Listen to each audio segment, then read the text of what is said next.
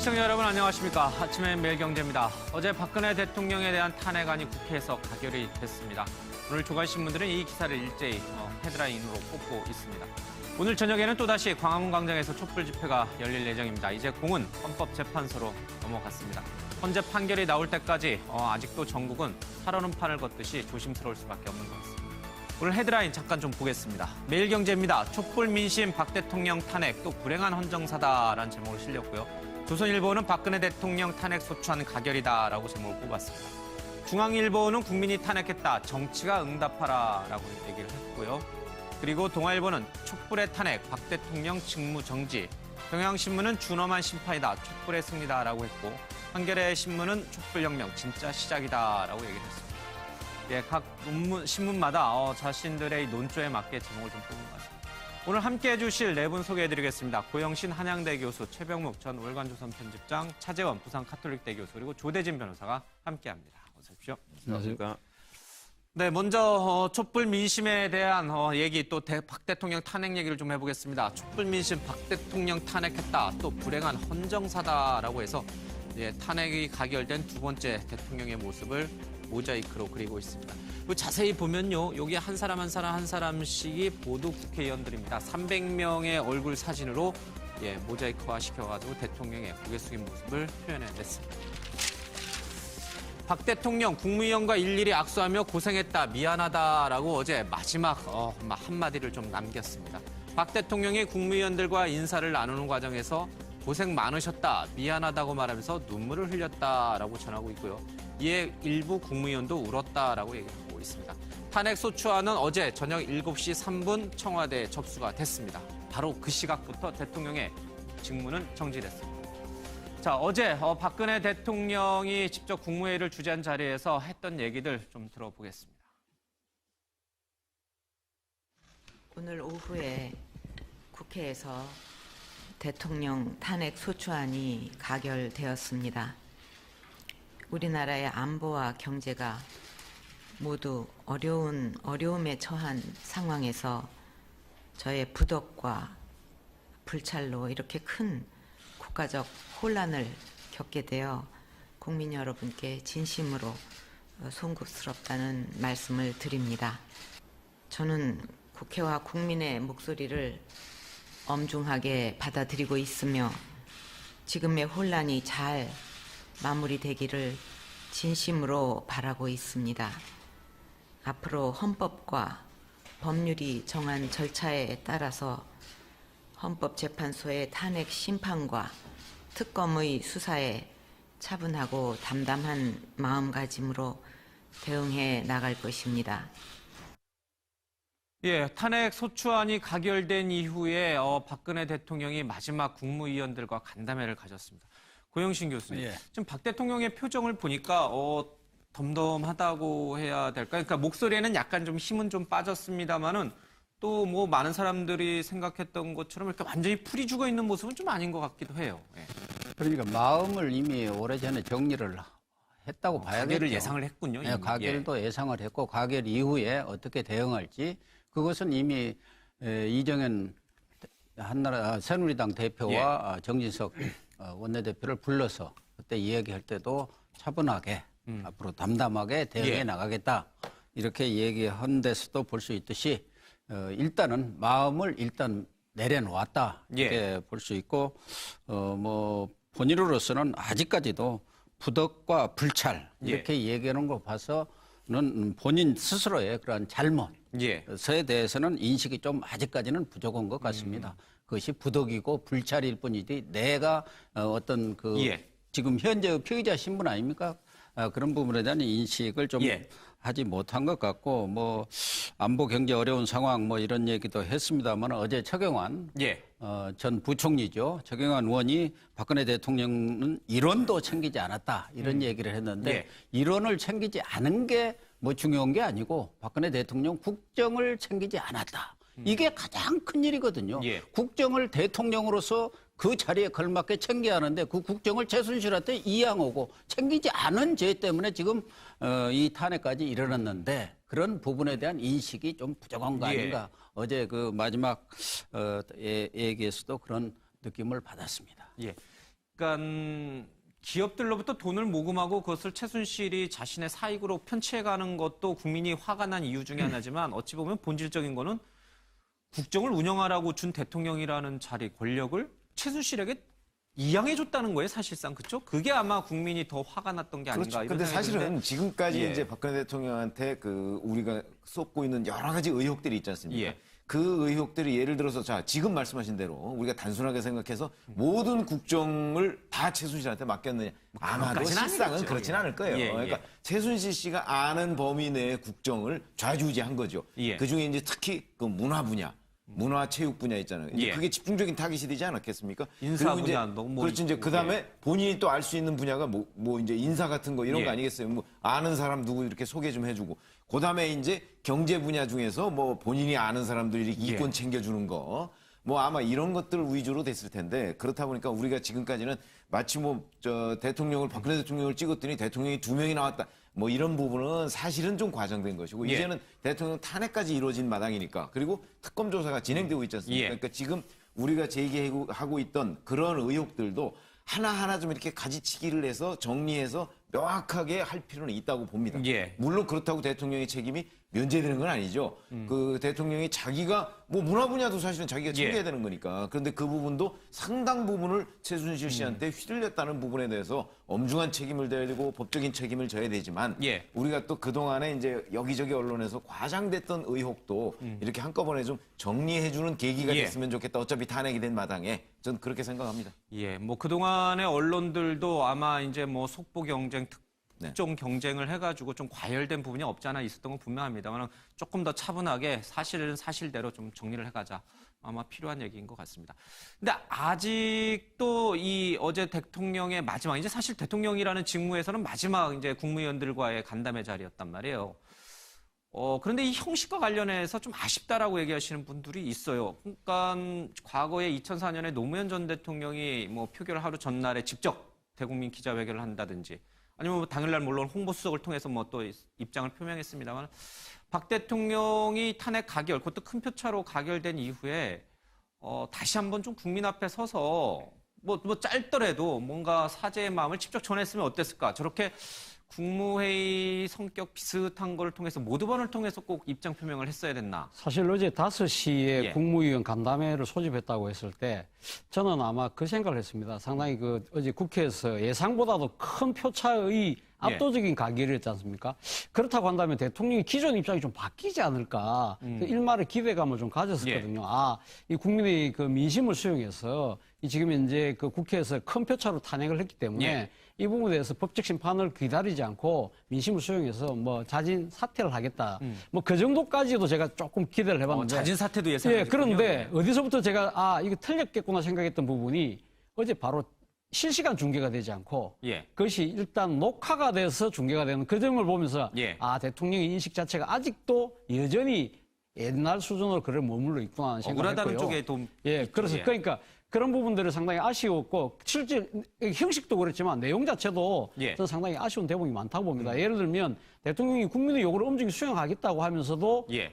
그 헌법과 법이 정한 절차에 따라서 담담하게 하겠다는 이야기는 결국은 법리적 공방을 충실히 하겠다는 거거든요. 물론 본인이 자진 사퇴하지 않고 본인이 예. 탄핵소추의 피소추자가 되는 바람에 그런 부분에 있어서 뭐 자신의 방어를 위해서 예. 하는 건 좋습니다. 하는 건 좋은데 문제는 어제 국무위원 간담회 하기 직전에 무엇을 했습니까? 민정수석을 교체했다는 부분이죠. 그렇죠. 예. 상당히 이례적인 그 조치거든요. 사실 대통령이 직무정지가 되면 민정수석도 공식적인 활동을 할 수가 없습니다. 물론 법률 참모로서 조언은 받을 수 있지만 그것도 예. 사실은 대통령이 직무가 정지된 상태에서 공식적으로 그 조언을 받는 것도 엄격히 금지되어 있는 거거든요. 그런 측면에서도 이례적이었던 거고 무엇보다 대상 자체가 누구냐면 조대환 세월호 특조위 부위원장을 했던 분 예. 아닙니까? 이분이 또 어떤 분입니까? 세월호 특조위 조사를 둘러싸고 유족들과 엄청난 갈등을 빚었던 분 아닙니까? 예. 이런 분을 본인의 법률 조력을 받기 위해서라도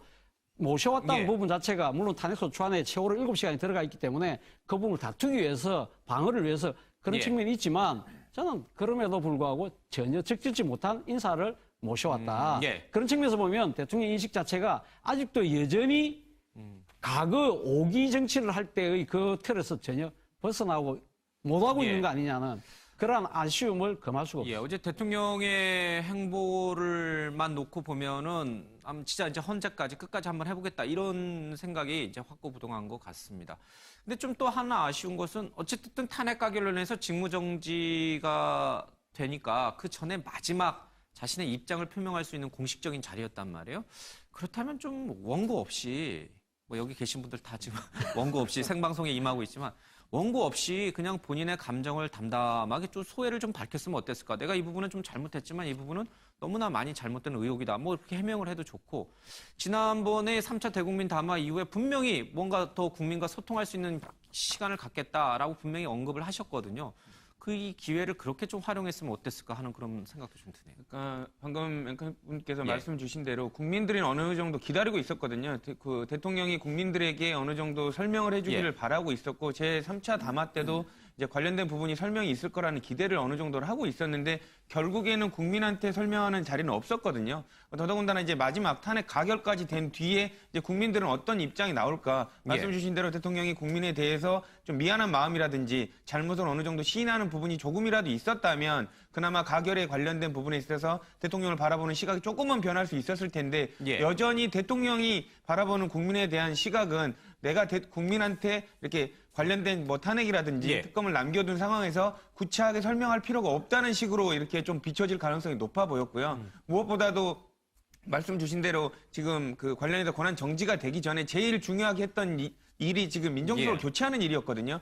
그 부분이 국민에 대한 담화가 아니라 내 변론을 준비하겠다는 의사를 명확하게 드러낸 것이기 때문에 국민들 입장에서는 예. 탄핵이 가결됐지만 우리보다는 본인의 안위에 관련된 부분을 더 생각하는구나라고 예. 어떻게 보면 좀 배신감 같은 걸 느꼈을 것 같습니다. 이제 그렇게 되면은 헌재 판결 과정에서 이제 뭐 변호인단이 뭐 잘 변호하겠습니다만은 대통령이 직접 이렇게 소상히 밝히겠다고 한 부분을 우리가 소상히 들을 수 있는 기회는 이제 없는 거죠.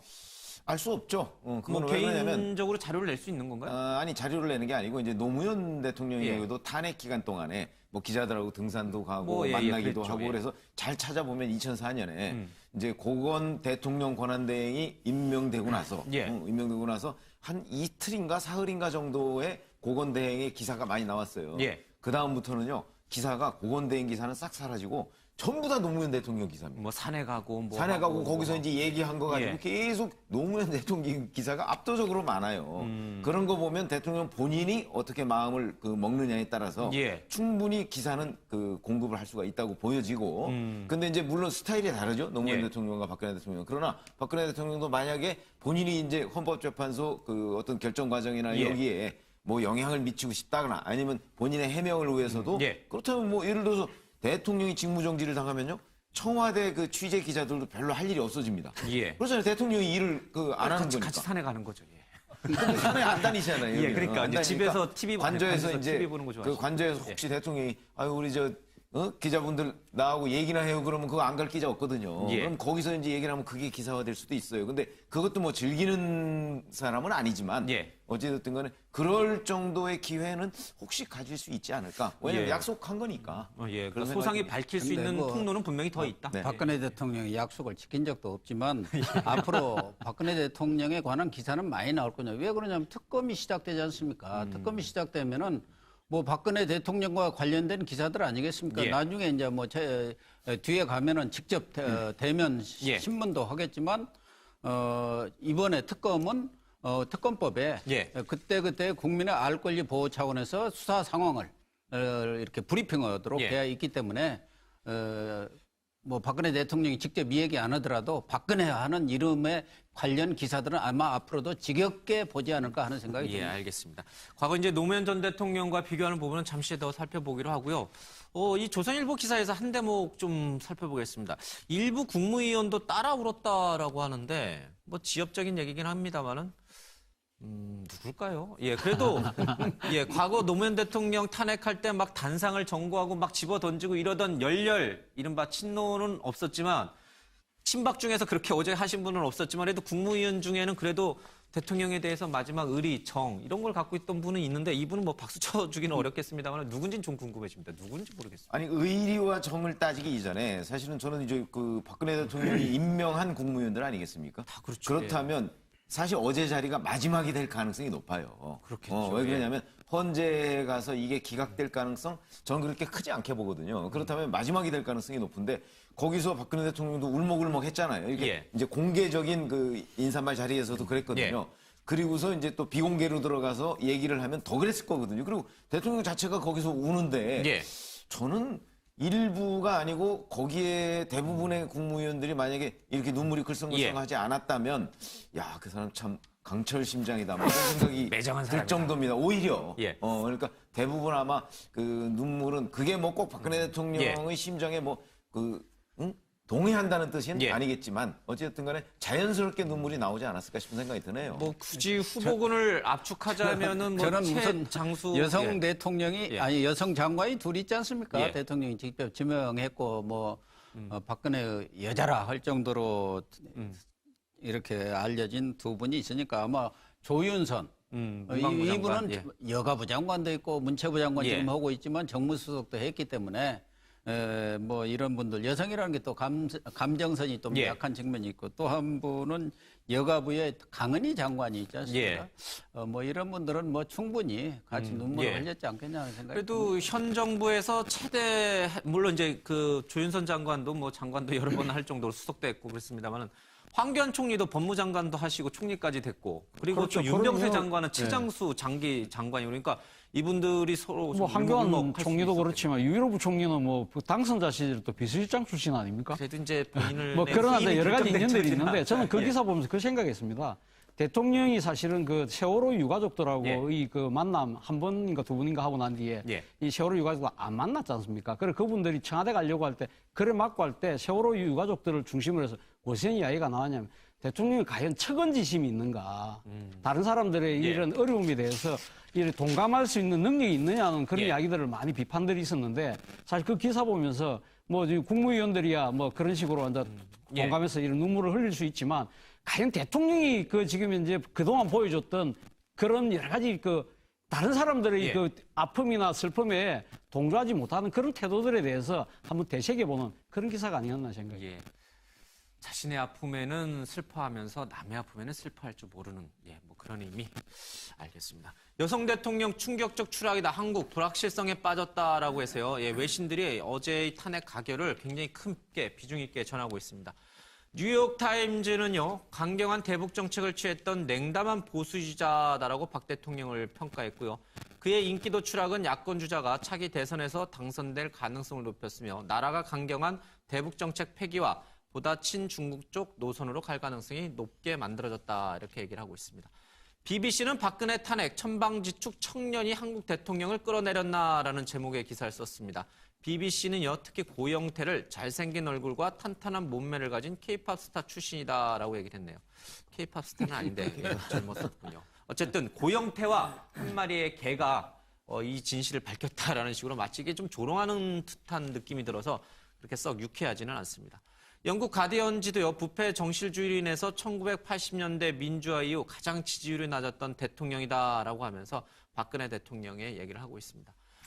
로이터 통신은 박 대통령을 18년간 군사 독재를 한 박정희 전 대통령의 딸이다라고 얘기를 하고 있습니다.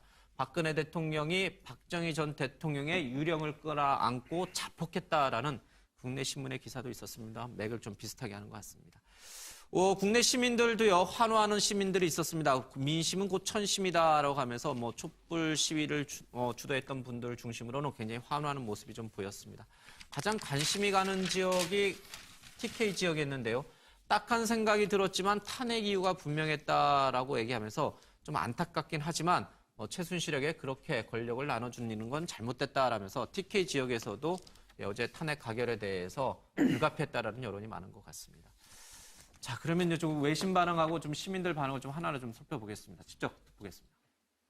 뭐 지금까지 어떤 국정농단이라든가 또 대통령으로서의 어떤 국가의 어떤 수반으로서 그 기능을 잘 못하고 있었잖아요. 그래서 저는 탄핵이 마땅하다고 생각하고 또 그렇게 진행됐으면 좋겠다 그런 바람을 가지고 있었죠. 잘 된 일이라고 생각해요.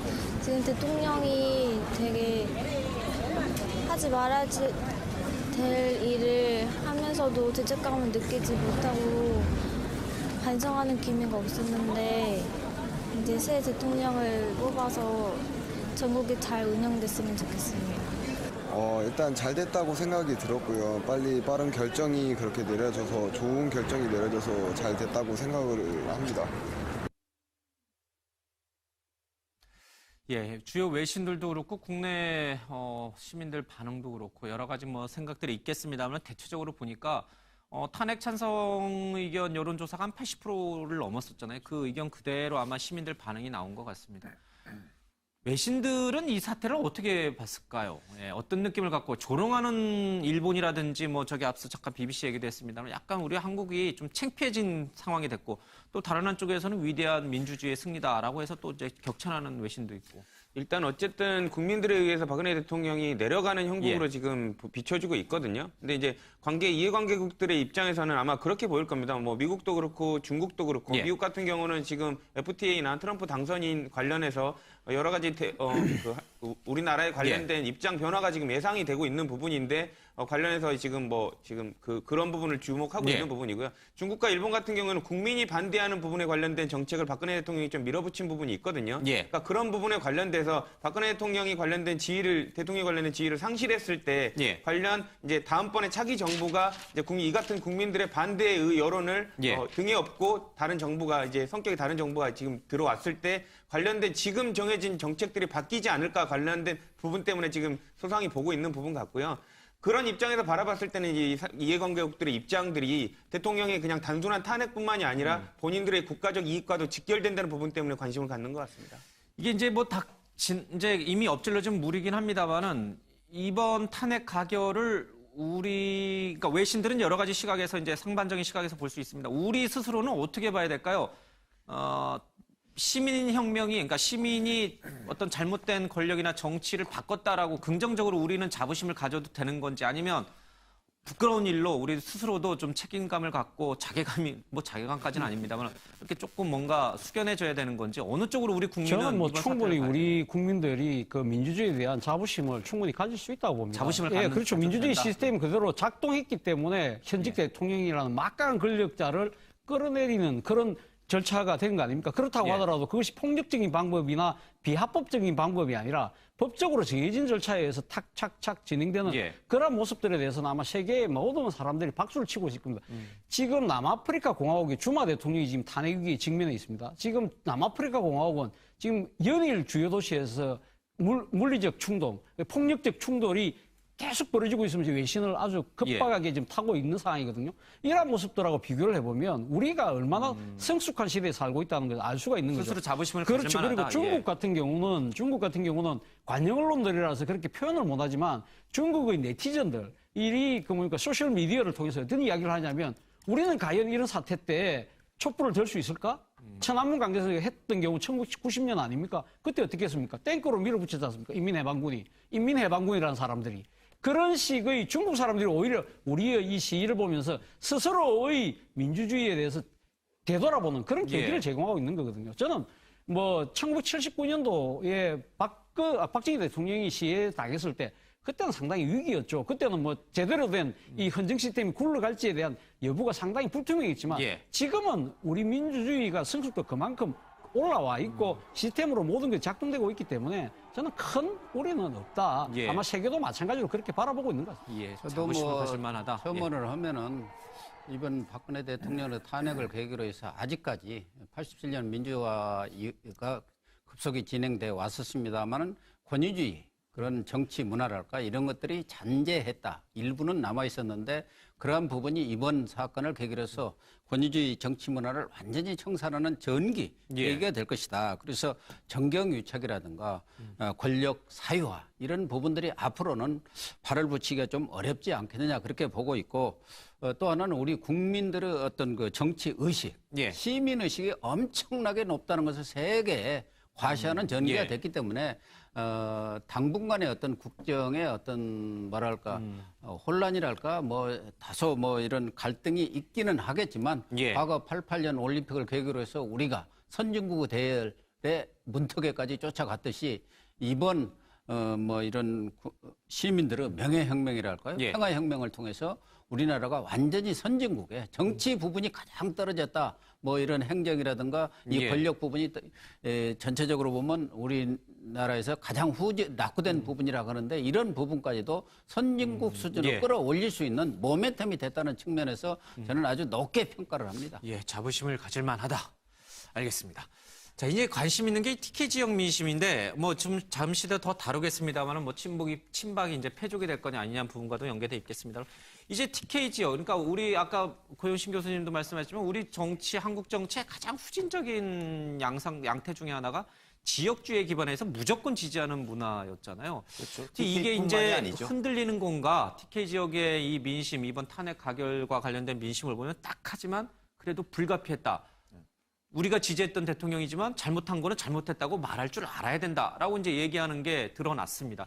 이제 그 부분도 좀 이렇게 우리가 관심 있게 지켜봐야 될 대목이에요. 그래서 이제 이번 사태를 계기로 해서 그러면 우리 정치의 고질적 병폐인 그 지역주의가 사라질 것이냐 뭐 또 이런 이제 새로운 과제를 던졌어요. 예, 희망을 좀 봤나요? 그렇죠. 근데 뭐 저는 이렇게 이제 좀 약간 불길하게 얘기해서 좀 그렇습니다만은 지금까지도 우리가 여러 차례 이런 걸 겪었습니다. 사실은 육시방쟁을 통해서도 그 어떤 한 번의 전기를 겪었고, 예. 그다음에 이제 이른바 군사 정권이라고 하는 그 정권들을 예. 종식시켜서 문민정부를 탄생시킨 이후. 예. 그다음에 민주화 지도자들이 계속해서 이제 대통령을 연이어서 했지 않습니까? 예. 그러면서도 사실은 그 후진적 행태의 정치 문화는 바꾸지 못했다 하는 거.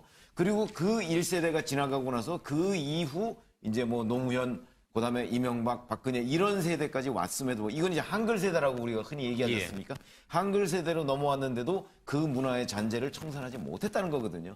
그렇다면 이번에 또 한 번의 계기를 맞았지만 과연 우리가 이제 그런 지역주의나 뭐 어떤 갈등, 예. 뭐 세대 간, 그다음에 지역 간 뭐 이런 갈등을 청산할 수 있는 어떤 기회를 맞긴 했지만 그걸 정말 이번 잘할 수 있을 기회에는 것인가? 청산할 수 있을까 하는 데에 대해서는 저는 이제 그냥 아주 현실적으로 본다면 당연히 청산함에도 불구하고 현실적으로만 본다면 이미 그걸 청산하기 어렵다는 조짐들은 곳곳에서 나타나고 있어요. 그러니까 여하튼 그런 청산해야 되겠다는 노력들을 계속 우리가 독려하고 어떤 광장에서도 사실 그 부분에 관해서 압박을 가하고 예. 해야 되는 건 당위성은 있는데 현실적으로 그것이 어느 정도나 될지는 불투명하다 이렇게 봅니다. 그러니까 이제 아직 끝난 게 아니다. 그러니까 그렇죠. 이게 끝난 게 아니다라고 생각하시는 분들이 분명히 존재하고 있고 앞으로 우리가 가져가야 될 민주주의의 완성은 아직도 갈 길이 멀다라는 생각이 좀 듭니다. 사실 그래서 TK 지역에서 예. TK 지역에서는 뭐 상당히 박근혜 대통령은 아쉬운 마음이 많고 그렇겠지만 아마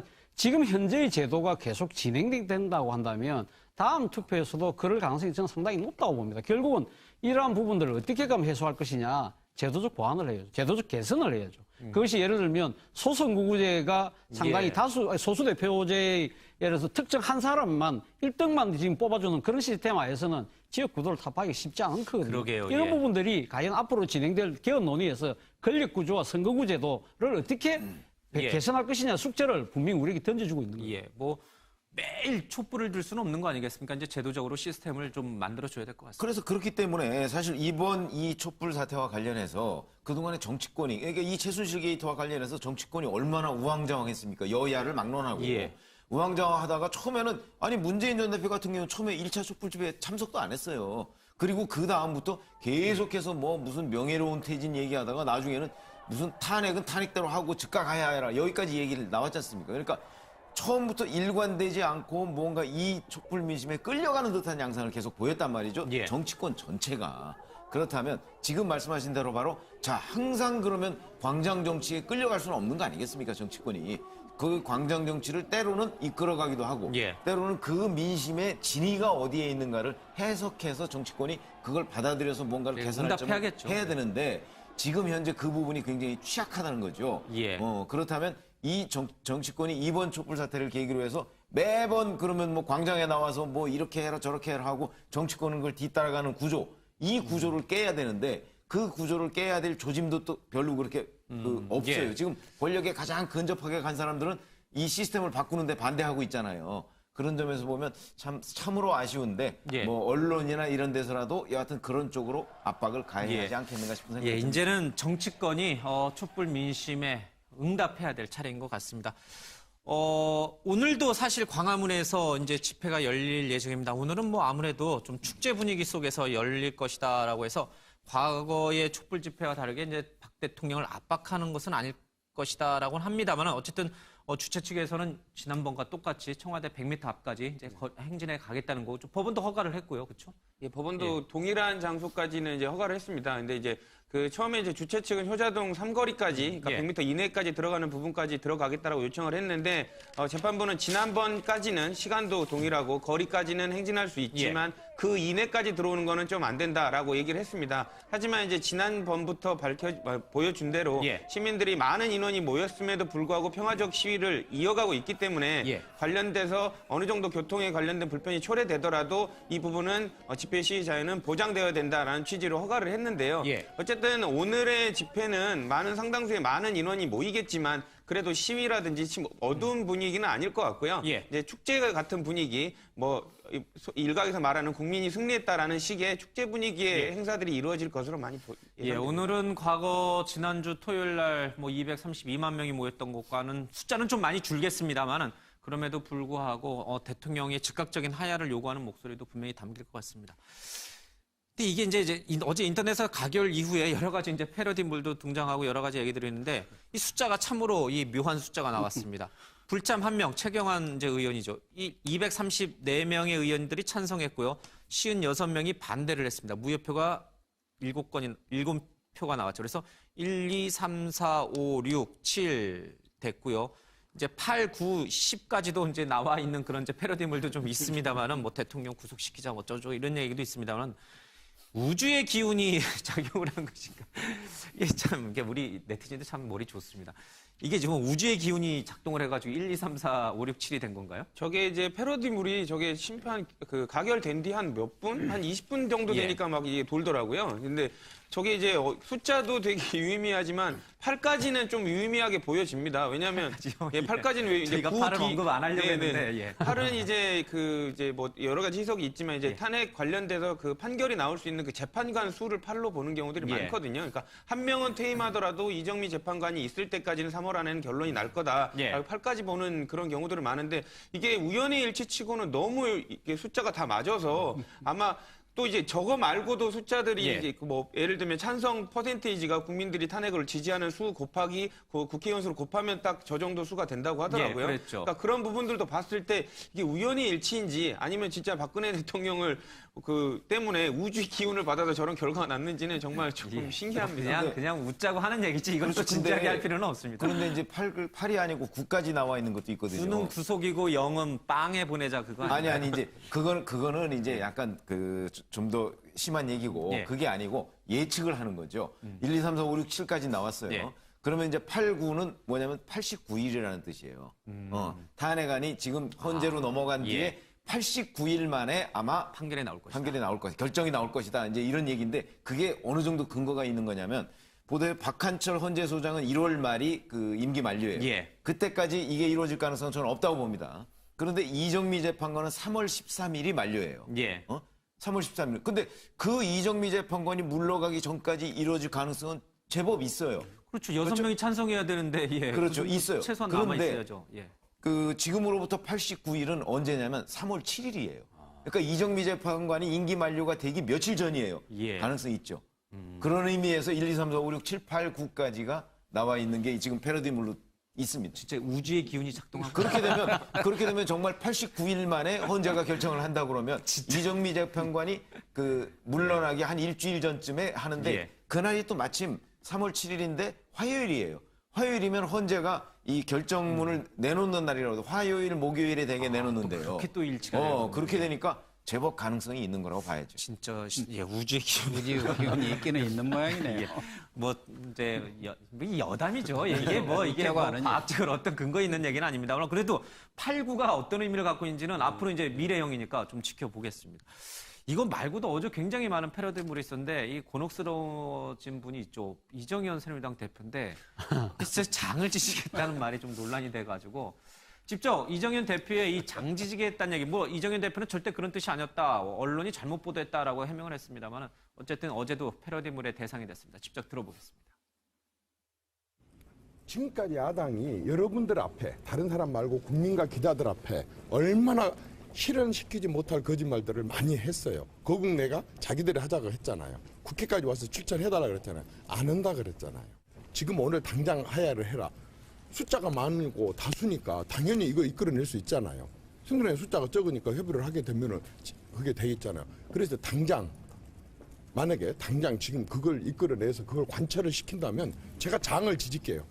뜨거운 손에 장에다가 손가락을 넣어서 장을 지질게요. 그 사람들 실천하지 못할 얘기들을 그런 식으로 해요. 며칠 있다 또 말 바꾸가. 내게 한번 할까요? 말 바꾼지 안 바꾼지 한번 내게 한번 해볼까요? 예, 뭐 이정현 대표는 기자들이 잘못 알아듣고 오해해서 잘못 쓴 거다라고 얘기를 했습니다만 분명히 우리가 듣기에는 탄핵이 되면 내 손에 장을 지겠다 이렇게 저희들은 좀 들었습니다만은 어쨌든 그래서 그런지 몰라도 어제 탄핵안 가결되자마자 이정현 대표 방 앞에 국회의원 회관판 앞에 진짜 장을 갖다 놓은 분도 있고요. 그리고 커다란 팔팔 끓는 솥단지에다가 이정현 대표 손이 이렇게 들어가 있는 합성 사진도 있고 또 추미애 대표가 단식할 때 이정현 대표 단식할 때 가가지고 손을 꼭 잡고 있었는데 그 손이 이제 그 솥단지 쪽으로 이렇게 끌어들이는 참 이정현 대표로서도 참 곤혹스럽겠다는 생각이 좀 듭니다. 뭐 이정현 대표가 어제 탄핵안이 가결되고도 저는 상식적으로 보면 즉각 물러날 줄 알았어요. 그런데도 불구하고 예. 최소한도 장치를 마련했고 물러나겠다 하면서 아직도 친박이 뭐 자리의 미련이라기보다 예. 미련이랄까 아니면 권력에 대한 미련을 버리지 못하고 있구나. 그러나 이미 친박은 어제부로 예. 패족이 된 건 뭐 틀림없는 겁니다. 이미 또 새누리당도 공당으로서 기능을 상실했고 예. 그렇기 때문에 이미 새누리당은 해체를 하고 새 집을 지어야 할 그런 형편인데 뭐 장을 지지든 뭐 발을 지지든 그건 뭐 이정현 대표가 스스로 지켜야 할 사안입니다만은 뭐 장 지진다는 것에 대해서도 어원이 분명치가 않은 것 같아요. 뭐 그 장 끓는 장에 손 좀 넣는다고 그렇게 큰 고통이 올까? 옛날에 보면은 그 발에다가 저 발바닥을 지지는 경우도 있고 그 고문 같은 거 그 사극 보면은 원래는 아마 제가 볼 때는 그 고문의 일종이었기 때문에 그걸 펄펄 끓는 그 무슨 쇠 위에다가 손을 대물로 해서 아주 고문의 그 아주 극심한 오직 극심했으면은 그 고문의 종류가 악랄했으면 손에 장 지진다는 말이 나왔겠습니까? 저런 정도 해가지고 되겠습니까? 진짜 장 우리가 된장 뭐 이런 데다가 지지는 그게 아니고 이 손바닥장이라는 그런 그렇죠. 설명이 손바닥장. 그러니까 이 그 쇳덩어리 벌겋게 사는 쇳덩어리 그러니까요. 손바닥을 지진다 그런 의미다 하는 해설도 있습니다. 그래서 어원이 분명치 않다고 그래요. 그 백과사전 같은 거 찾아보면. 예, 어쨌든 이정현 대표가 참 패러디의 대상이 됐습니다. 최경환 의원의 경우에는 어제 유일하게 불참한 의견 1의 숫자의 주인공이 됐는데 지금 화면에 나옵니다만 경산 최경환 의원의 지역구 사무실인데 어제 이렇게 전부 이렇게 셔터가 내려져 있었어요. 그러니까 아마 이 사무실을 관리하는 담당자가 뭐 급한 일이 있어서 이렇게 문을 닫았다라고 해명을 합니다만은 이걸 바라보는 이제 경산 시민들 가운데는 아니 그렇게 친박으로서 이 대통령을 옹호하면은 차라리 떳떳하게 가서 반대표를 던지면 될 일이지 왜 저렇게 뭐 도망치듯이 문을 내려놓고 불참했느냐 뭐 이런 또 여론도 있더라고요. 최경환 그 의원 같은 경우는 본인이 이제 입장 표명을 그렇게 했습니다. 만약에 이제 탄핵 표결을 하면 부결되든지 가결되든지 어쨌든 경랑에 쌓이게 되니까 더 큰 논란이 오기 때문에 나는 뭐 그냥 안 했다라고 지금 이제 입장 표명을 하고 있는데 국민들이 바라보기에는 그 진짜로 친박이면 정말로 아까 말씀 주신 대로 반대를 격렬히 예전 노무현 대통령 때처럼 하든지 아니면 아예 그냥 뭐 그 반대 행동을 하든지 이렇게 했어야 되는데 이도저도 아니게 입장 표명도 안 하고 나갔다는 것 자체를 이해를 못하는 부분도 있고요. 그리고 이정현 대표 같은 경우도 사무실을 문을 닫았었거든요. 관련된 간판까지 떼고 그러니까 그 앞에 아까 뭐 간장까지 갖다 놓고 이렇게 했었는데 이런 친박들의 그 태도들이 국민들이 어떻게 보면 책임지는 모습도 아니고 회피하면서 자기의 지위는 누리려고 하는 이런 부분들 때문에 더 배신감 같은 걸 많이 느끼는 것 같습니다. 사실 어제 그 최경환 의원이 탄핵 가결 직전에 의원총회에 앞서서 자신의 그 입장을 보도문 형태로 다 배포를 하지 않았습니까? 설득문에 가깝겠죠. 예, 그렇죠. 그리고 특히 지금 그 탄핵 표결을 앞둔 여당 의원들한테 자기 당 소속 의원들에게 마지막에 업소를 하는 거 아닙니까? 근데 그 앞서도 뭐 앵커께서 말씀하셨지만 단일원도 박근혜 대통령이 자신을 위해서 그렇게 취하지 않았다. 그 대목은 물론 뭐 객관적으로 맞는지 안 맞는지 그거는 뭐 나중에 검찰에서 수사를 최종적으로 해봐야 됩니다만은 그러나 이러한 인식 자체가 국민들 인식과는 완전히 동떨어져 있는 거 아닙니까? 어떻게 보면 어제 아마 친박계 상당한 이탈표는 어떻게 보면 최경환 의원이 자초한 것일 수도 있습니다. 이 정도의 우리 그 인식이 이 정도에 머물러 있다고 한다면 예. 같이 갈 수 있을까? 그런 생각을 하지 않았을까요? 오히려 역효과가 지금 났다. 당장 예. 저는 최경환 의원이 사실은 뭐 정치적으로는 지금 이렇게 공격에 놓여 있지만 예. 또 그 얘기다가 아마 최경환 의원은 지금 사법 처리의 지금 이제 또 이 그 뭡니까 이 대상으로 예, 지금 놓을 수도 인사청탁. 있습니다. 예. 내가 지금 중수기업진흥공단에 자신의 인턴을 이 지금 뭡니까 강압적으로 특채 예. 한 부분에 있어 검찰이 지금 재수사를 하고 있기 때문에 이 부분에 있어도 참 최경환 의원은 여러 측면에서 일종의 예. 사면 초과에 몰리는 것이 아닌가 하는 생각입니다. 어제 이제 이 대거 친박계에서 대거 이탈, 그러니까 이제 가결 쪽으로, 가 쪽으로 갔던 분들이 있습니다만은 이분들이 이제 촛불 민심이 두려워서 그렇게 갔는지 모르겠습니다만은 이렇게 간 사람들에 대해서 배신자 낙인을 찍어내서 찾아내자, 색출하자 이런 움직임도 있습니다. 그러니까 박사모라든지 박대모에서는 뭐 할복하려는 자원자라도 모집한다 이런 얘기도 있었는데 대통령 탄핵에 대해서 이 등을 돌린 친박을 찾아내가지고 응징하자 뭐 이런 얘기도 있는데 약간 얼토당토한 그거는 이제 전 국민의 4% 박근혜 대통령이 지금 받고 있는 예. 그 지지율하고 똑같습니다. 4% 정도에 해당하는 분들도 그런 생각을 별로 안 할 텐데 예. 극단적인 주장이고요. 이렇게 생각하시면 됩니다. 그러니까 정치권에서 이제 이 큰 배가 만약에 침몰하는 그런 상황이라면 예. 마지막까지 의리를 지키는 사람들이 몇 명 있어요. 근데 그 사람들도 곧 떠납니다. 그 사람들 안 떠나서 이 배와 함께 내가 그 뭐 수장이 예. 되겠다 이렇게까지 하는 사람은 몇 명 안 남아요. 그래서 저는 이 반대표 56이라는 예. 이 숫자도 사실은 정확하게 따져보면 이 중에 절반 이상이 그냥 마지막 박근혜 대통령이 배지를 달아준 거나 마찬가지잖아요. 그렇겠죠. 그러니까 예. 그 마지막 예의를 차리는 거에 불과하지 이 사람들의 절반 이상도 이미 그 친박으로서는 그 정신적으로 떠났다 이렇게 보거든요. 예. 그렇다면 지금 아마 정확하게 계산을 하면 친박으로 지금 현재까지 남아있는 사람은 교섭단체가 안 될 겁니다. 저는 그렇게 봅니다. 20석 밑으로 내려가. 20석 밑으로 내려가 있고 그다음에 나머지 분들은 대개 어저께까지 마지막 의리를 지킨 그분들이 이제 한 40명 가까이 되는 것이고 예. 그다음에 이미 또 한 교섭단체 정도 되는 한 20명 정도는 아예 그냥 탄핵 찬성으로 예. 가버렸고 이렇게 됐기 때문에 아까 고 교수님 말씀하셨듯이 정치적으로 또 저희의 취재 경험으로 보면 어제부로 친박은 패족이 됐다. 이렇게 보시는 게 맞습니다. 뭐 이렇게 이쪽 친박 진영이라든지 새누리당 진영은 이렇게 좀 어수선한 상황이었고 민주당 쪽은요 또 이렇게 너무 좋아할 수는 없어서 어제 보니까 뭐 이렇게 좀 내부 단속용인가요? 뭐 술 먹지 마라, 웃지 마라, 뭐 그런 얘기가 많이 나왔더라고요.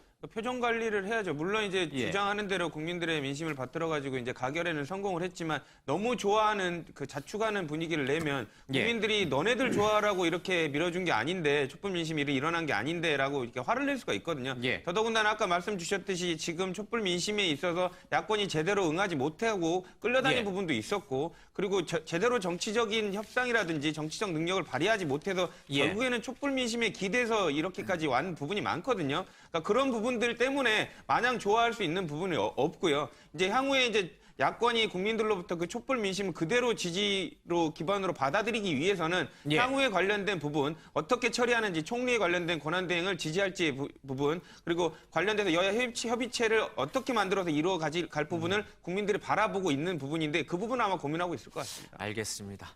자, 그러면요. 지금부터는 조금 더 본격적으로 대통령 탄핵 얘기를 좀 해보겠습니다. 매일경제신문입니다. 12년 만에 뒤바뀐 운명이다라고 해서요. 박근혜 대통령이 2004년 노무현 전 대통령 탄핵 때는 투표장에서 웃는 모습이 포착이 돼서 여러 번 회자가 된 적이 있죠. 지금은 오히려 거꾸로 대통령이 최대 위기를 맞았고요. 정세균 국회의장이 당시 반대 선봉에 섰는데 이번에는 탄핵을 가결하는 그 국회의장으로 섰습니다. 추미애, 정동영 두 사람은 그때는 다른 배였는데 지금은 같은 배를 탔다라고 얘기를 좀 하고 있습니다. 그러면요, 노무현 전 대통령이 과거에 탄핵 됐을 무렵의 기자회견 내용하고 앞서 잠깐 들었습니다만 박근혜 대통령이 국무회의에서 얘기했던 내용 같이 좀 들어보겠습니다. 여러분의 손으로 여러분이 단계를 하는 것입니다.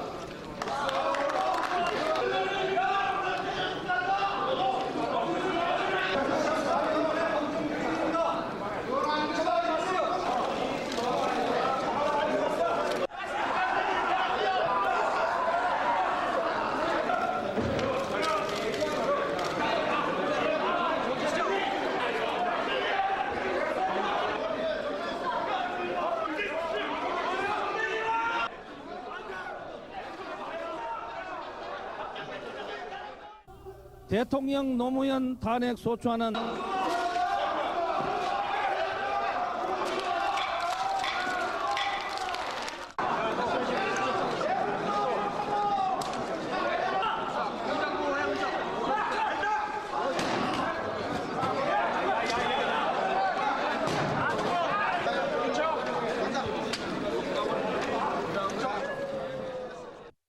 잘못이 뭔지는 잘 모르겠는데 시끄러우니까 그냥 사과하고 넘어가자.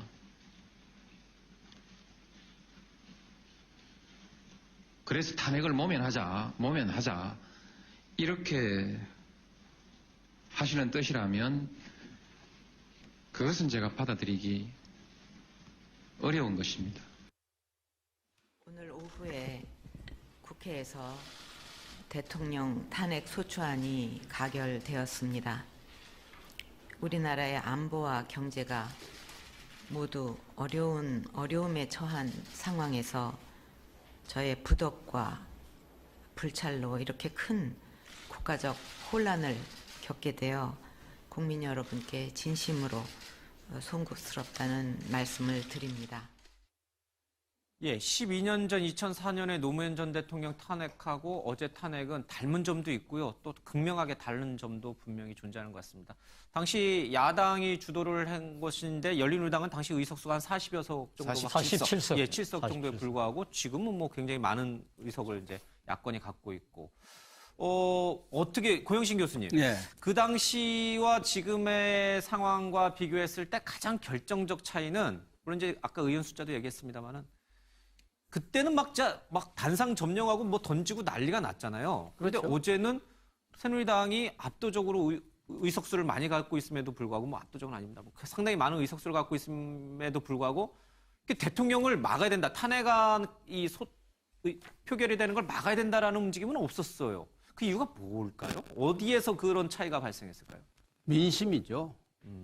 당시 노무현 대통령에 대한 탄핵안은 민심이 거기에 예. 부응하지를 않았습니다. 탄핵 말하자면 찬성이 한 30% 정도 됐죠, 선거법 여론조사가. 위반이라 예. 그러는데 그런 정도 발언 같으면 이미 박근혜 대통령은 여러 번 들어가셔야 그 탄핵이 돼야 할 상황이었고 예. 그때도 뭐 여소야대 전국은 맞습니다만은 어느 국민도 뭐 그 정도 가지고 탄핵이냐 말하자면 노무현 전 대통령에 대한 그 당시 기득권 세력들의 그런 어떤 그 울분이랄까, 그 뭐 분노감 그런 것들이 작용해가지고 무리하게 탄핵을 하니까 민심이 따라가 주질 않았죠. 예. 아마 그 당시 민심이라는 게 한 30%나 지지를 했을까. 30% 정도가 이렇게 탄핵 하는데 지금은 찬성이었어요. 80% 이상의 민심이 예. 지지하지 않습니까?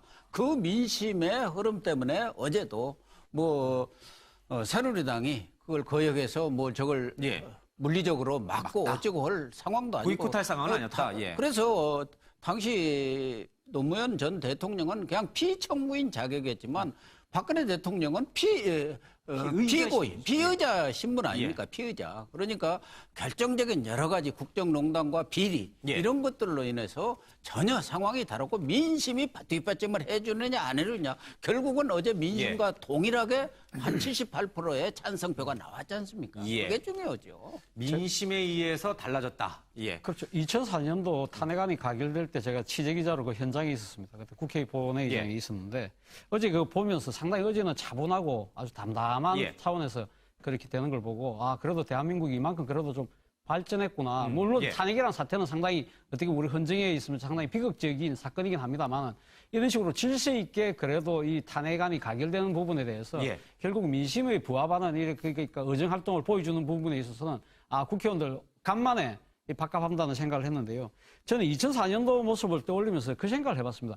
과연 그때와 입장이 어떻게 바뀌었을까? 그래서 예. 지금 현재 있는 의원들 중에 16대 의원들을 제가 한번 나름대로 생각을 해봤거든요.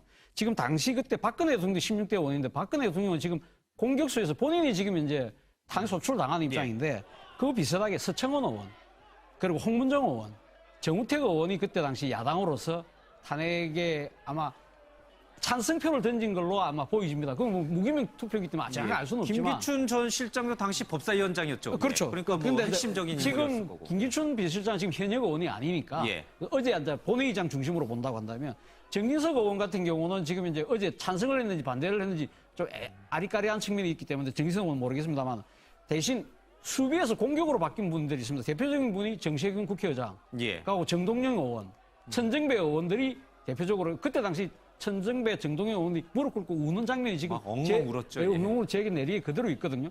근데 또 한 재밌는 측면이 있어요. 공격에서 여전히 공격으로 간 분이 있습니다. 누군지 아십니까? 추미애 당대표, 당시 민주당 대표였지 맞습니다. 않습니까? 예, 예. 또 한 분 있습니다. 김무성 대표입니다. 이런 식으로 좀 저거 보면서 예.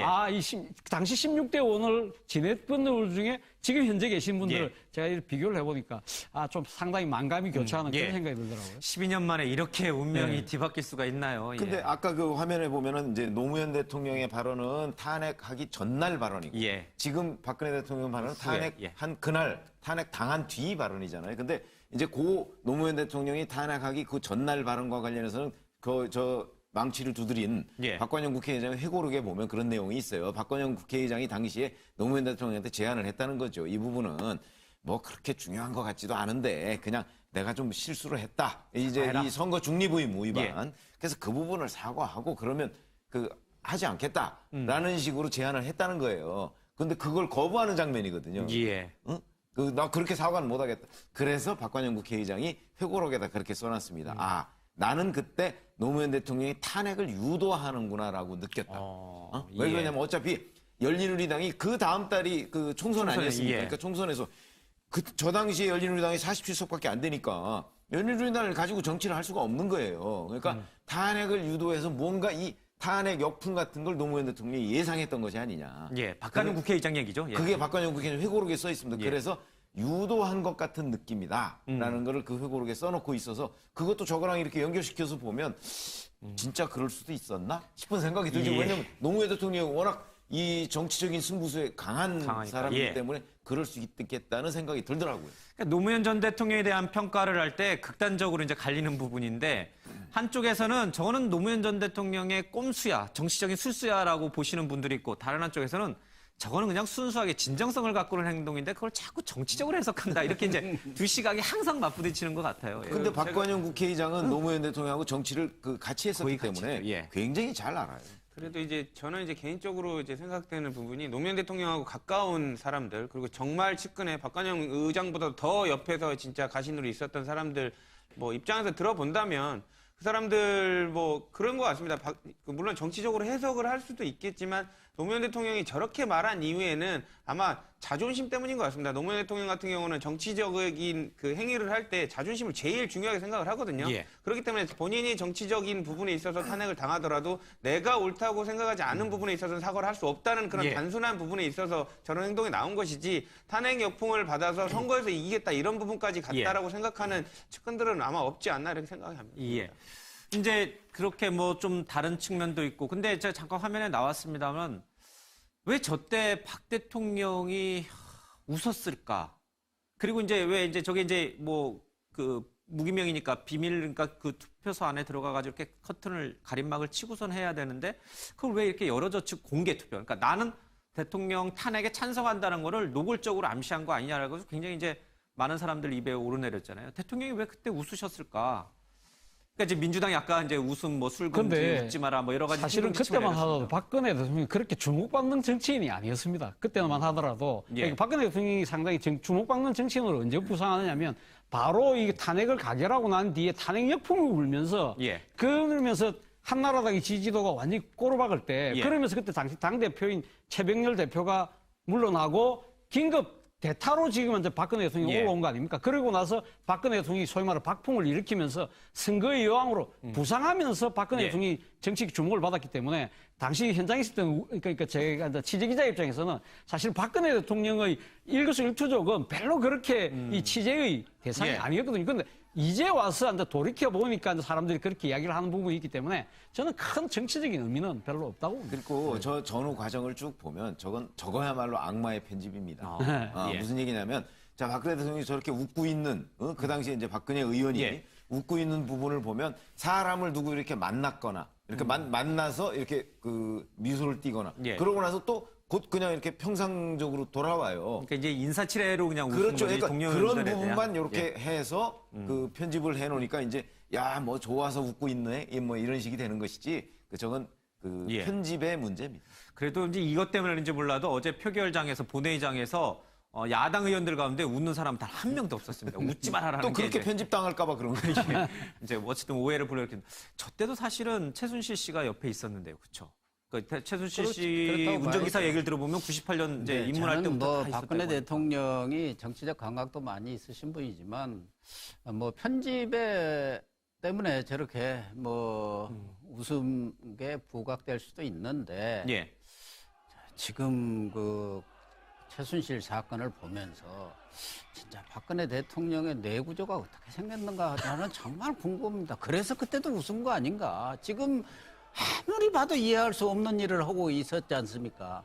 그때도 보면 물론 뭐 의원을 보면서 가볍게 웃을 수도 있는데 예. 그게 웃음이 나옵니까? 어쨌든 간에 뭐 대통령에 대한 탄핵이라는 그런 엄중한 상황 속에서 뭐 우리도 뭐 사람 만나면 맨날 웃습니까? 그런 상황 분위기가 있을 때는 안 웃잖아요. 그냥 아이고 목례만 하고 그러는 상황 속에서 웃고 있지 않습니까? 앉아서. 그러니까 그때 그런 뭐랄까 인식이나 지금의 이런 국정농단에서 벌어진 예. 모든 사람들이 이해할 수가 없는 일들을 지금 해왔지 않습니까? 나는 그 연장선상이라고 봅니다. 꼭 예. 편집의 문제만은 아니다. 그렇게 봅니다. 예, 어쨌든 대통령 그 당시 웃었습니다만 12년 뒤에 이런 일이 벌어질 줄 아마 상상도 못했을 겁니다. 앞서 이제 차이를 잠깐 얘기했습니다만 노무현 전 대통령은 공무원 신분으로서 이제 이 대상이 된 거고 대통령은 공범 혐의자로서 피의자로서 된 거고요. 또 하나 중요한 것이 이제 시점이 중요한 것 같습니다. 대통령은 그때 노 전 대통령 집권 2년 차 아직도 권력 기간이 많이 남아 있으니까. 야, 이 정도 일로 벌써 대통령을 끌어내리는 거는 좀 아니지 않느냐는 국민 여론이 많았고 지금은 집권 4년 차, 이제 어느 정도 임기가 다 돼가는 상황이니까 뭐 또 그런 부분도 좀 다른 차이점으로 작용하지 않았을까 이런 생각이 그렇습니다. 지금 현재 판단에도 예. 이런 부분들이 되게 반영이 될 것으로 보이는데요. 일단 국민에 관련돼서 탄핵을 지지하는 의견들이 되게 많은 상태에서 예. 임기까지 끝나는 지금 과정에 지금 박근혜 대통령이 있지 않습니까? 예. 그렇기 때문에 더더군다나 이제 범죄 혐의 관련된 부분도 예. 당시 노무현 대통령 같은 경우에는 이제 형사성으로 조사를 받고 있거나 피의자 예. 신분이 아니었는데 지금 박근혜 대통령 같은 경우는 형사 피의자 신분이거든요. 그러니까 그런 부분들을 감안했을 때 또 남은 임기들을 감안했을 때 예. 헌재가 탄핵 쪽으로 훨씬 더 판단을 내리기 더 손쉬운 지금 상황에 있다고 보여집니다. 예. 모르겠습니다. 뭐 헌재가 여러 가지들을 다 감안하겠지만 그래도 가장 중요한 것은 이제 법 위반 여부니까요. 그 부분을 아마 제일 중요시 보겠죠. 자, 이렇게 박근혜 대통령의 정치 인생이 끝나는 걸까요? 아니면 기사회생할 수 있는 걸까요? 근데 이것도 참 우주의 기운이 작동했을까요? 박 대통령의 은둔 생활이 18년이었는데 정치 인생도 18년에서 멈추게 되나요? 아버지의 집권 기간도 18년.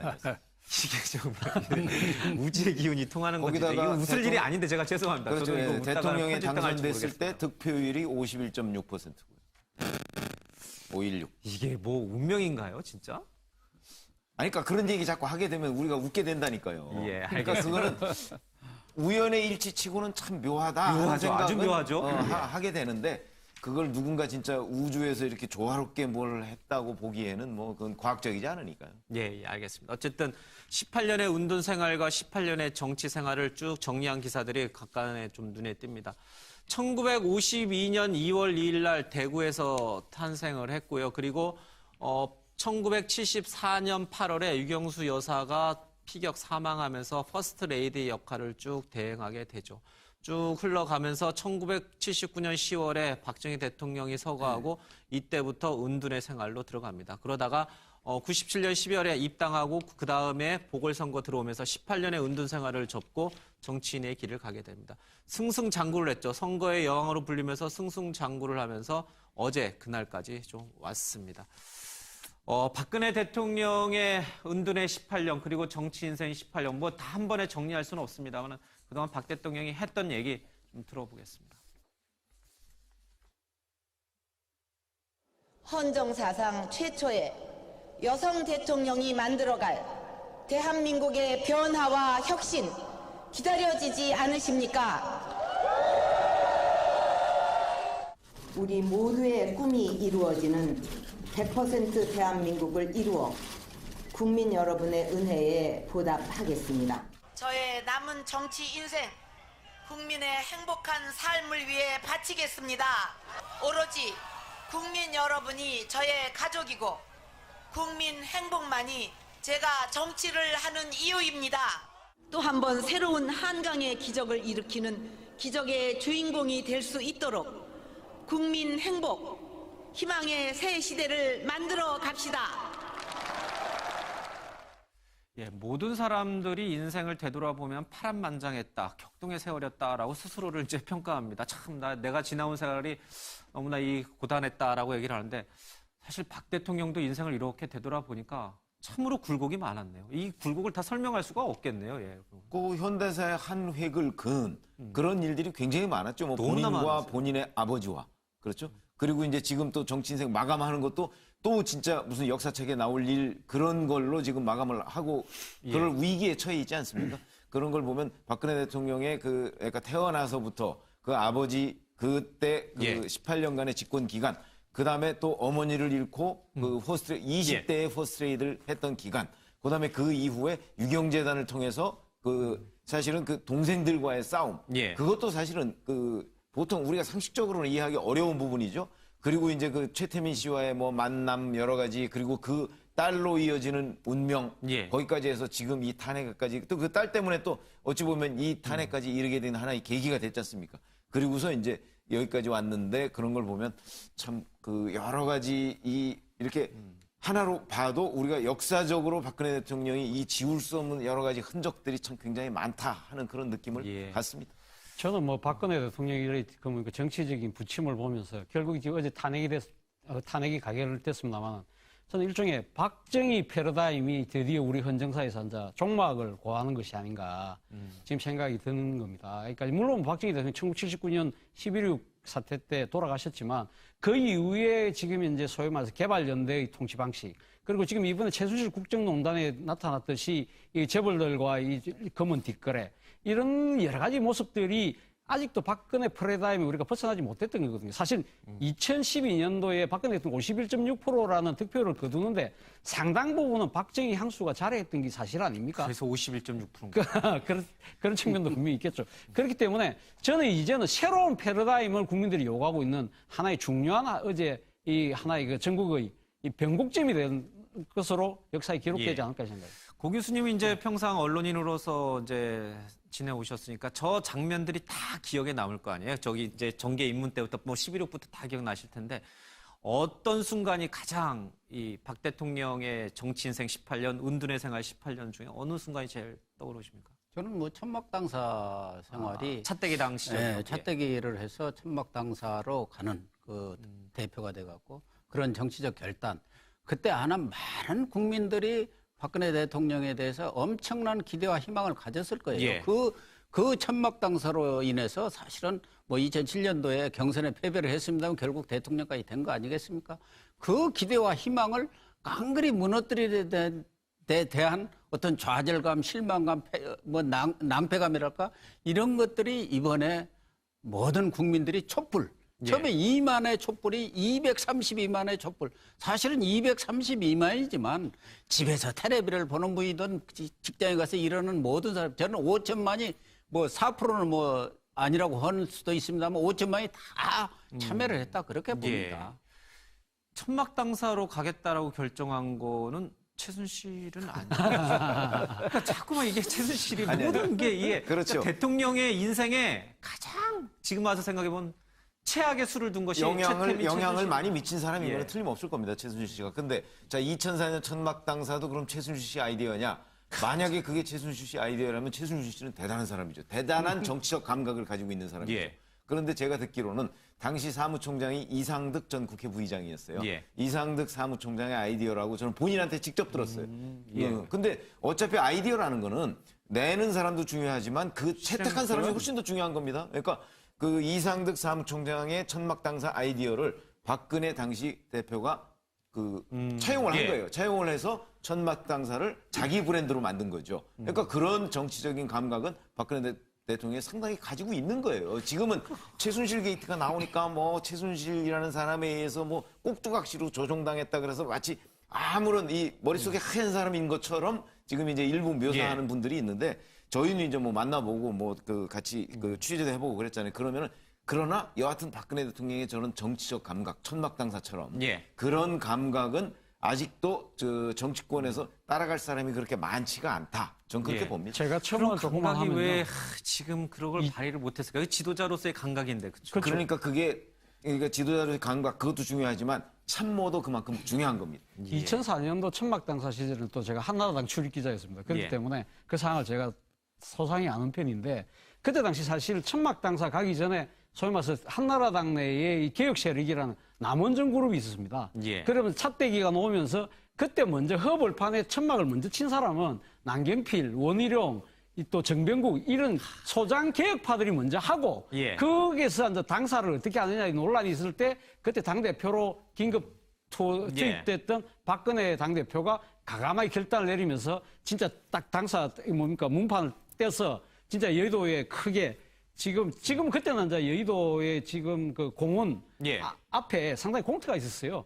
거기다가 천막을 쳤죠. 그래서 취재기자들이 그때가 한 3월 달 정도였는데 너무 추웠습니다. 천막 당사에서 취재하기가 너무 추웠던 그런 기억이 나는데 물론 그 결단은 박근혜 대통령이 했지만 그런 그 아이디어들은 소장개혁파들이 먼저 시작을 하고 있었던 거죠. 근데 그분들이 지금은 대통령 탄핵에 가장 또 앞장서신 거 참 아이러니합니다. 그러나 어찌됐든 그러니까 한나라당 연수원을 팔아가지고 헌납해버렸잖아요. 헌납해버리고 자 이제 우리는 뭐 진짜 집도 절도 없다 그런 식으로 해서 가서 천막을 치는 그런 결단은 그러니까 뭐 천막 치는 사람 뭐 많이 있죠. 여기저기 많이 있지만 여하튼 그 대한민국에 그래도 저 1당 2당 하는 그런 정당이 그런 결단을 내린다는 게 쉽지는 않고 근데 천막 당사는 원래는 그 훨씬 전에 있었어요. 저 옛날에 정주영 그 현대그룹 명예회장이 하던 국민당이 사실은 나중에 그 정주영 씨가 국민당 문을 닫아버렸어요. 대선 끝나고 1992년에.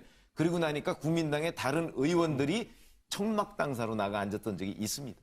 네, 하나 저도 첨언하고 싶은 것은 박근혜 대통령이 이제 실제로 정치를 배운 것은 유경수 여사 어머니가 돌아가시고 말하자면 박정희 대통령 퍼스트 레이디의 역할을 하면서 배웠는데 그때가 유신이후 박정희 대통령이 그 이전에 삼공화국이라든가 이런 때에 그런 그 아주 열의를 가지고 나라를 위해서 뭐 분골쇄신하는 그런 경제개혁을 하던 그런 때가 아니고 그 시절에는 이미 노쇠한 정치인, 노회한 정치인으로서 뭐 거의 국정을 다른 사람들한테 맡기고 본인은 저녁에 안가에 가서 술을 잡수시고 뭐 칸거나 어찌다 한 번씩 진짜 왕이 된 시대거든요. 왕이라고요, 사실은. 그 당시 박정희는.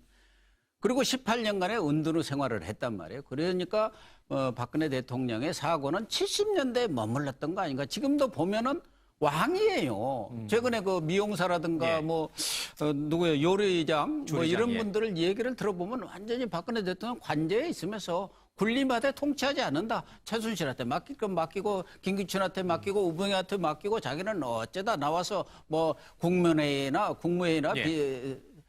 수석 비서관 회의 정도 하고 또 외교 의전 뭐 이런 정도 하는 하나의 왕으로서 그러니까 유신 시대에 그러한 그 아버지한테 배웠던 그 70년대 사고에서 못 벗어난 거 그런 것이 가장 박근혜 실패의 원인이 아닌가 그런 생각이 들어요. 어제 탄핵안 표결 과정을 관저에서 TV를 통해 지켜봤다라고 하는데 아마 지금 우리가 하고 있는 얘기 18년의 은둔생활 또 18년의 정치생활 모든 장면들이 머릿속에 하나처럼 다 떠올랐을 것 같습니다. 그 가운데 내가 왜 이 지경이 됐을까? 왜 이런 자괴감이 들었을까? 하는 생각을 분명히 했을 겁니다.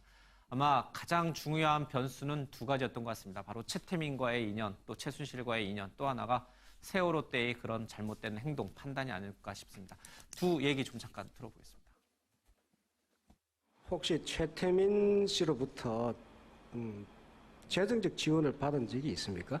그분은 저한테 뭐 재정적인 지원을 할 그런 형편이 아니죠. 그런 거 받은 적이 없습니다. 제가 요청한 적도 없고. 그 최태민 목사가 이런 비리가 있고 나쁜 사람이다. 공격을 딱 해놓은 다음에 그다음엔 저한테 딱 연결을 시켜가지고 이렇게 그 주변 사람이 나쁜 사람이니까 또 제가 뭘 잘못한 걸로 이런 식으로 꼭 그동안에 저를 공격을 했습니다. 근데 그런 것은 그 음해성 네거티브가 많은데 지금 이제 5시가 넘어서 그 일몰 시간이 가까우는데 어떻게든지 일몰 전에 그 생사 확인을 해야 하지 않겠는가 그런 생각입니다. 다 그렇게 구명조끼를 학생들은 입었다고 하는데 그렇게 발견하기가 힘듭니까 지금요? 갇혀 있기 때문에 구명조끼가 의미가 크게 없는 것 같습니다. 그래서 지금 갇혀 있을 때. 그래서 지금 지금도 다 동원을 하고 있는 걸로 알지만 중앙재난대책본부를 중심으로 동원 가능한 모든 인력을 다 하여튼 장비 다 동원해가지고 좀 최선을 다해 주기를 바랍니다. 내가 최태민을 만나지만 않았더라면, 최순실을 멀리했더라면, 또 세월호 그날 내가 빨리 좀 대응을 잘 했더라면 이 지경이 됐을까? 뭐 그런 후회도 어저에 하셨겠죠. 예. 개인적으로 안타까워하시기는 할 것 같은데요. 어쨌든 본인이 개인 측근들 때문에 이렇게 힘들어한다는 거는 느끼고는 계실 것 같아요. 이제 다만 이제 국민들이 바라보고 있는 그 대통령에 관련된 원망의 그 부분들을 다 포용해서 지금 책임을 느끼고 있으시지는 않을 것 같고요. 그런 입장에서 이제 어제도 탄핵에 관련해서 이렇게 책임을 지겠다라는 게 아니라 담담히 대응해 나가겠다는 표현을 한 부분도 그 부분에 있어서 국민들은 오해를 하지만 나는 책임을 질 부분이 아니었던 부분을 밝혀내겠다는 취지가 있는 걸로 봐서 마냥 모든 부분들을 자기 일생의 부분들을 다 후회하고 이렇게 참회의 시간을 갖고 있는 것 같지는 않습니다. 예. 이제 지나온 일입니다. 어떻게 하겠습니까? 이제 남은 것은 헌재 판결을 기다리는 수밖에 없는 것 같습니다. 자, 국민이 준 권한 비선에 넘겼나? 이게 헌재 심판의 최대 이슈다라고 얘기를 하고 있습니다. 재단 출연금이 뇌물이냐 아니냐는 지엽적인 문제일 수 있고요. 대통령이 선거를 통해 국민으로부터 위임받은 권력을 사유화한 것인지, 그래서 대의민주주의를 위배한지 그 여부가 헌재 판결 심판의 가장 중요한 부분이다라는 얘기를 하고 있습니다.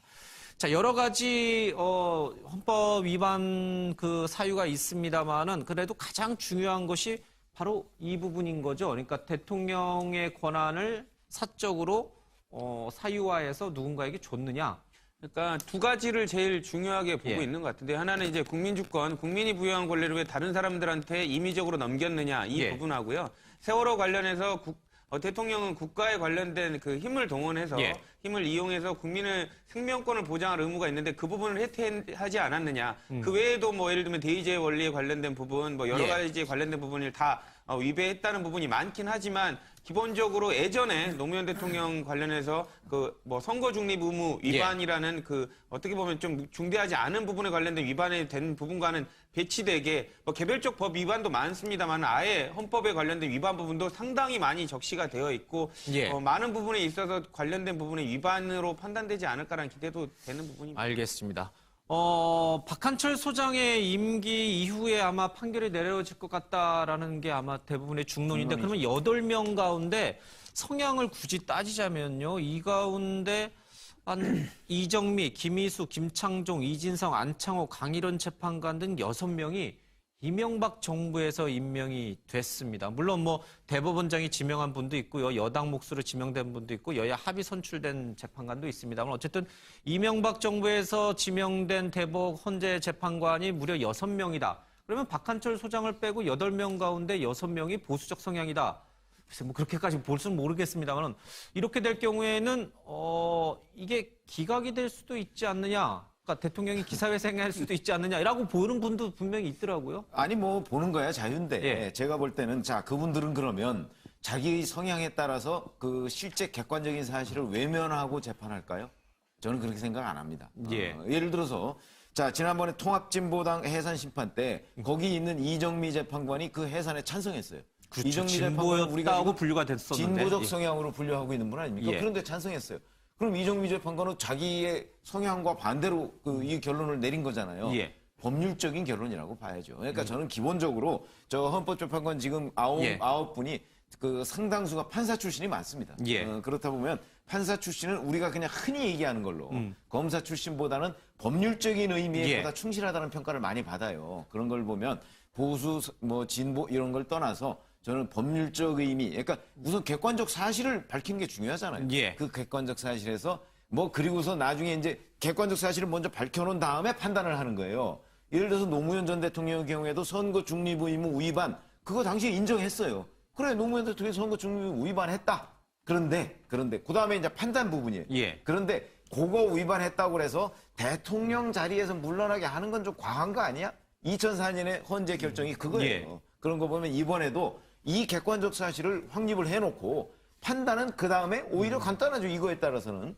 그렇게 하지 않을까. 그런데 예. 이것 자체를 정치적으로 판단한다, 무조건 정치적으로 판단한다, 이렇게 볼 일은 아니라고 봅니다. 저도 개인적으로 그렇게 동의를 하는데요. 이게 왜 그러냐면 지금 만약에 대통령에 관련된 탄핵 사유가 헌법 위반에 관련된 사유만 나열이 돼 있었다면 정치적으로 해석할 수도 있습니다. 왜냐하면 그 부분에 관련된 부분은 뭐 정치적인 해석이 얼마든지 가능하니까요. 근데 지금 박근혜 대통령 같은 경우에는 헌법 위반, 큰 의미에서 헌법 위반이 아니라 개별적인 법 위반들이 너무 많습니다. 그렇기 때문에 헌법과 법률의 위반이 탄핵 사유라는 걸 볼 때 관련해서 헌법 위반을 아무리 긍정적으로 해석해 준다고 하더라도 개별적 법 위반이 사실상 공범으로 공소장에 적시돼 있는 상황을 재판관들이 임의적으로 정치적 해석할 여지가 없거든요. 예. 그렇기 때문에 그런 부분을 판단한다면 그 부분 때문에 심리도 빨라질 가능성이 있고 탄핵 쪽으로 결론이 내려질 가능성이 상당히 높다라고 이렇게 여겨집니다. 예, 이제 헌재 판결만 남았습니다. 주심 재판관님 강일원 재판관은 여야 합의로 임명이 된 분이어서 어떻게 판결이 나올지 좀 지켜봐야 될 것 같습니다. 어쨌든 속도는 굉장히 빠르게 내는 것 같아요. 예, 속도가 빨라지니까 진짜 뭐 3월 전에 나올 수도 있고 아니면 그 이후에 나올 수도 있고 좀 지켜보겠습니다. 자, 특검이 출범을 하면서 검찰은 사실상 이제 검찰 수사는 종결이 됐습니다. 내일 이제 최종 수사 결과를 발표하는데 매일경제가 단독으로 지금 보도한 내용입니다만은 지금 봤더니 기존의 언론에서 많이 보도가 됐던 이른바 정호성 전 비서관의 휴대전화 음성 파일이 뭐 10초만 들어봐도 횃불로 바뀔 것이다. 이런 내용은 없다. 그리고 대통령이 최순실에게 직접적으로 뭔가 권력을 넘겨주거나 뭐 권한을 넘겨주는 내용도 없다. 이제 뭐 국무회의와 그다음에 뭐 여러 인사와 관련돼서 정호성과 최순실이 주고받은 내용은 있지만 대통령이 직접적으로 최순실을 뭔가 언급하거나 이런 내용은 없다는 게 지금 이제 매일경제 단독 보도요. 내일 지켜보겠습니다만 이렇게 되면 기존에 우리가 알고 있었던 정호성 녹음 파일 10초만 들어도 횃불이 바뀔 것이다라는 부분은 과장된 것인가 하는 부분으로 다시 돌아오게 되네요. 일부 뭐 좀 언론 보도가 100% 예. 이렇게 맞을 수는 없을 수 있죠. 뭐 거기서 나오는 얘기들이라는 게 공식적으로 브리핑한 것 아니고 예. 뭐 수사관들이라든가 또 관련자들, 관련 인사들로부터 들었던 일부 내용들이 이제 언론에 보도된 경우도 많기 때문에 그래서 10초만 들어도 촛불이 횃불로 바뀌고 10분만 들으면 대통령이 얼마나 무능한지 너무 분개할 거다. 뭐 그런 얘기들이 나왔었는데 뭐 일단 매일경제에서 그 내용을 특종을 했는데 이것도 봐야 돼요. 내일 발표를 어떻게 나오는지. 16분 대통령과는 12분하고 최순실과는 16분 정도 통화 내용이 있더라. 하는 거 보면은 지금 정호성 씨한테서 이렇게 압수한 휴대전화의 양이 그 정도밖에 안 될까. 현실적으로는 꽤 많은 본인이 그 전에 썼던 휴대전화들은 아마 거의 폐기를 시키고 저것은 두국인가 그것은 미처 폐기를 못 해가지고 압수된 거 아니겠습니까? 그런다고 본다면은 좀 양이 적죠. 상당량의 양이 있는 것이 뭐 객관적인 어떤 그 판단에 부합한 것 아닌가 해서 뭐 매일경제에서 특종은 했습니다만은 좀 봐야겠어요. 일단 그렇죠? 내일 수사 결과를 봐야 그 녹음 파일의 진위, 그동안 알려졌던 내용의 진위가 나오지 않겠나 저는 조심스럽게 그렇게 이게 아마 봅니다. 헌재 판결에도 굉장히 큰 영향을 줄 수 있는 부분인데 이게 이제 최순실이 얼마나 국정농단을 했는지 그리고 대통령이 자신의 권력을 얼만큼 최순실에게 넘겨줬는지 사유화했는지 부분이 나오는 건데 내일 검찰 수사 결과가 어떨지 또 그 이어서 이제 특검이 또 하니까 특검 수사 결과도 근데 검찰이 발표를 하더라도 녹음 파일 그대로를 까는 건 아니지 않습니까? 그죠? 그렇죠. 대충 아마 그 내용 정도만 조금 이야기할 것 같은데 아마 제 생각에는 그 판단 여부는 국민들이 아마 들어보면 직접 아마 판단이 좀 되지 않을까요? 예를 들면 이번에 국정조사 청문회 할 때 지금 고영태가 뭐라고 얘기했습니까? 최순실 씨하고 박근혜 대통령 같은 급인 줄 생각했다. 차은택 씨 같은 경우는 야 이런 사람이 있을 수 있나 이 정도로 이야기할 정도로 주변의 사람들 다 그렇게 느꼈다는 거 아닙니까? 그러면 녹음 파일 부분도 검찰이 판단하기보다는 진짜 그런 건 직접 우리가 한번 들어보면 어느 정도 판단이 서지 않을까요? 이것도 그렇고 그 청와대에서 이제 조리장을 하셨던 분의 그 한 이제 잡지와의 인터뷰 내용에 보면 최순실이 일요일 저녁마다 청와대 관저에 가서 예, 그 문고리 3인방과 회의를 했고 그 내용은 그 다음날 수석비서관 회의라든지 아니면 국무회의에서 대통령이 실제로 얘기를 했고 뭐 그런 이제 조리장이 얘기한 중에 예. 그 회의 내용을 다음에 수석비서관 회의나 뭐 이런 데 가서 그대로 얘기했다고는 조리장은 얘기 안 했어요. 조리장이 그걸 어떻게 알겠어요. 그건 얘기를 안 했고 여하튼 조리장은 자기가 본 데까지 얘기한 겁니다. 그러니까 일요일 오후 서너 시쯤에 꼭 들어오더라. 들어오면은 뭐 들어오기 전에 그분 오신다 그러면은 그 문고리 3인방이 대기하고 있다가 같이 앉아가지고서 그 이런저런 얘기를 했다. 그것도 뭐 말이 회의지. 그게 뭐 회의겠습니까? 이게 문고리 3인방 3명 데리고서 최순실 씨가 이런저런 얘기를 하고 근데 그 자리에 박근혜 대통령은 거의 참석 안 한다 그러니까 참석한 경우도 있나 봐요. 그러니까 거의 참석 안 하고 그렇게 얘기를 한다. 그러다 보면 이제 그거 메모를 하고 그래서 박근혜 대통령한테 줄 거 아니겠습니까? 그러면 박근혜 대통령이 그걸 그대로 따랐는지 아니면 거기에 뭐 다른 걸 뭘 있는지 그것까지는 아직 우리가 확인된 건 아니죠. 그러니까 조리장이 본 거는 그 회의하는 그 장면까지 본 거죠. 근데 이제 이게 이제 이것과 그다음에 아까 정호성 비서관의 이제 휴대전화 음성 파일과 같이 합쳐지면 뭐 어디 대통령 해외 출장 가기 전에 그때 뭐 굉장히 인사 문제로 시끄러웠을 때도 그냥 떠나시면 안 되고 뭔가 좀 한 말씀 하고 가셔야 된다 그랬던가 한 꽤 오랫동안 열리지 않던 이제 수석 비서관회인가요? 국무회의가 열려서 대통령이 실제로 그 얘기도 하고. 수석 비서관회의. 예. 뭐 그런 걸 보면은 최순실의 문고리 3인방과 뭐 이렇게 가졌던 내용들이 실제로 대통령이 실행에 옮긴 거 아닌가라는 유추는 할 수 있지 않을까? 유추는 할 수 있는데 그 부분도 그러니까 확인해 봐야 된다는 거예요. 그러니까 최초의 아이디어가 최순실 씨한테 나왔을 수는 있어요. 그리고 그건 이제 증거가 있으니까. 그냥 떠나지 말고 한마디 하고 떠나십시오. 근데 그걸 가지고 박근혜 대통령이 받아서 그래? 그거 좀 아이디어인데? 그래 그러면 한번 아이디어 채택 해볼까? 수준에서? 그러고서 예를 들어서 그걸 가지고 김기춘 비서실장하고 상의를 했을 수도 있잖아요. 그래서 어차피 최종적인 결론은 박근혜 대통령이 내는 거예요. 그러니까 그거를 뭐 조종했다 이런 단적인 증거로 얘기하기는 어려워서 그 사실관계는 좀 파악을 해봐야 된다는 거예요. 그 관련해서 이제 헌재도 재판관 한 명을 지정해갖고 증거 조사를 아마 할 텐데요. 그래서 관련된 이런 자료들 아마 검찰이 특검이 조사를 하겠지만 관련된 자료를 아마 확인을 할 거고 국정농단에 관련된 부분도 확인할 가능성이 높습니다. 다만 재판부가 녹음해가지고 물론 아까 편집장님께서 말씀 주셨듯이 뭐 대통령이 판단했을 수도 있지만 재판부도 그렇고 그리고 그 특검에서도 그렇고 아마 이제 개별 행사 재판에서 판단을 할 텐데 그 부분 자체가 이런 그 관련된 녹음 파일에 관련된 부분뿐만이 아니라 일사불란하게 다른 일들도 동시에 이루어진 부분들이 최순실 씨가 연관이 있는지를 동시에 체크할 거기 때문에 녹음 파일만 갖고 판단하지는 않을 겁니다. 어쨌든 내일 검찰 조사 결과도 좀 지켜보고요. 여러 이제 증인들이 계속 나오고 있으니까 이분들의 얘기도 좀 종합적으로 판단해봐야 될 것 같습니다. 자, 이제 남은 거는 김기춘 전 비서실장과 우병우 전 민정수석에 대한 이제 부분인데 시간은 좀 없긴 합니다만 김기춘 전 비서실장이 청문회 과정에서 최순실을 모른다라고 했다가 지금 보니 아는 정도는 됩니다라고 말했던 부분이 있어요. 좀 들어보겠습니다. 최순실을 제가 알았다면 뭔가 연락을 하거나 한 통화라도 한번 있지 않겠습니까? 우리 1988년 김기춘 법률자문위원장 앞에서 있었던 한나라당 후보 검증 청문회입니다. 최태민 목사의 자녀인 최순실 씨를 서면 조사하고 최순실 씨와 관련해서는 재산 취득 경위 및 자금 출처 등을 집중적으로 조사했습니다. 그런데 최순실을 몰랐다? 이게 앞뒤가 안 맞죠. 지금 그렇죠? 저 최순실 죄송합니다. 저도 이제 나이 들어서 이제 와서 나이 들어서 나이 핑계 대지 마시고요. 저도 한 말씀 올리겠습니다. 최순실이라는 이름은 이제 보니까 뭐 제가 못 들었다고 말할 수는 없습니다. 그러나 최순실이를 알지는 못합니다. 자, 최순실이라는 사람하고 이제 그만하시고요. 접촉은 청문회 끝내고 집에 돌아가신 김기춘 전 실장, 그 부인되는 분이 한 언론과 인터뷰에서 크게 당했다 이런 얘기를 했는데 진짜 크게 당한 건가요?